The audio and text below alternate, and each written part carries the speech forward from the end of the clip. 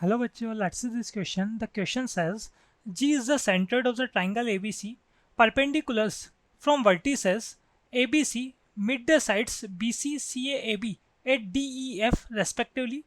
PQR the fit of the perpendiculars from G on sides BC, CA, AB respectively.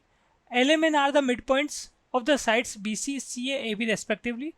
Then length of side PG is clear. देखिए यहाँ में क्या given है question में, अगर हम बात करें ट्राइंगल एबीसी जो है इसका सेंट्रोइड पॉइंट चल रहा है जी. सेंट्रोइड के साथ हमारे पास जितने भी मीडियंस होते हैं है ना, 3 मीडियन होंगे हमारे पास ट्राइंगल में, उनका जो इंटरसेक्शन पॉइंट होता है वो सेंट्रोइड होता है, तो वो हमें जी गिवन है.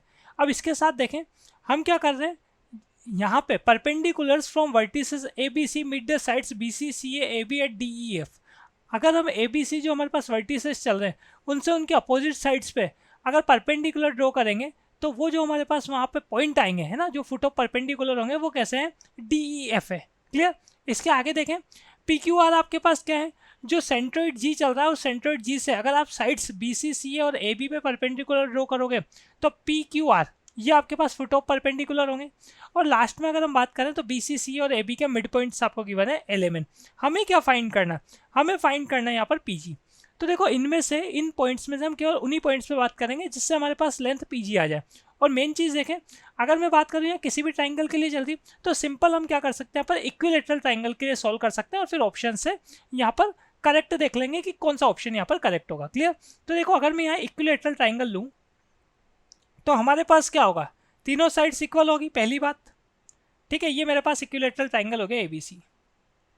अब देखिए यहाँ अगर हम बात करें मीडियन की तो मीडियन कैसे आएगा हमारे पास, मतलब कोई भी वर्टेक्स से मैं क्या करूँगा, जो अपोजिट साइड है उसके जो सामने वाली साइड है उसके मिड पॉइंट से मीट कर दूंगा.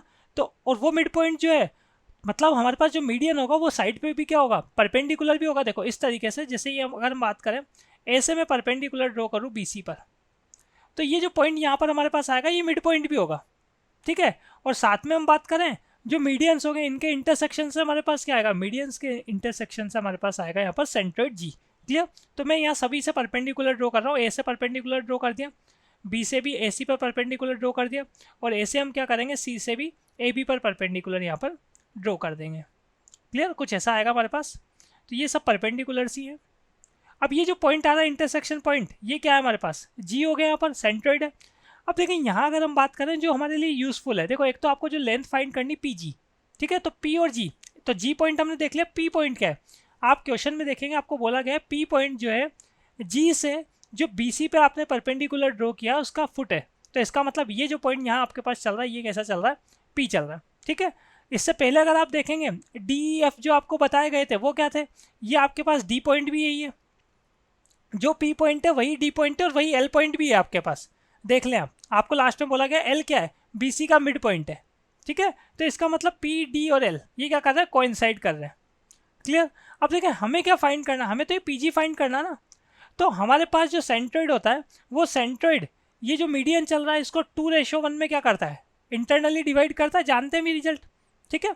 तो यहाँ अगर हम बात करें तो पी जी हमारे पास कैसा हो जाएगा, पी जी इक्वल हो जाएगा 1 सम ऑफ रेशियोज मतलब 2 + 1 मतलब 3 इंटू ए पी के. क्लियर.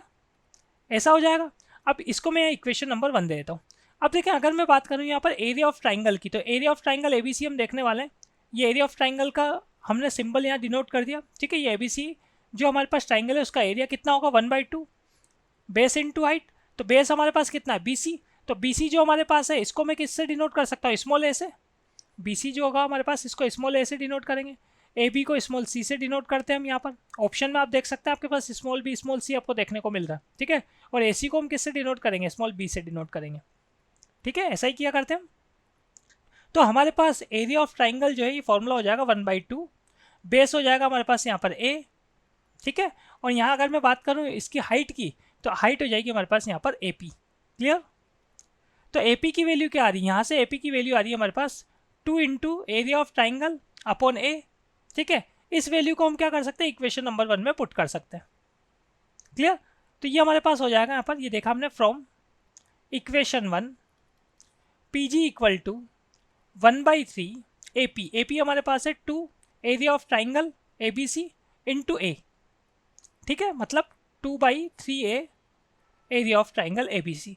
तो area of triangle A B C जो है अब देखो जब आप ऑप्शंस देखोगे तो आपको इसमें साइन बी साइन सी ऐसा देखने को मिल रहा है, तो इसका मतलब एरिया ऑफ ट्राइंगल का एक फॉर्मूला और होता है हमारे पास, वो यहाँ पर अप्लाई कर देता हूँ मैं। तो क्या होगा हमारे पास 1/2, कोई भी दो साइड्स लो उनका मल्टीप्लीकेशन, और साथ में साइन के साथ एंगल लेना उन दोनों साइड्स के साथ जो एंगल आपके पास आएगा।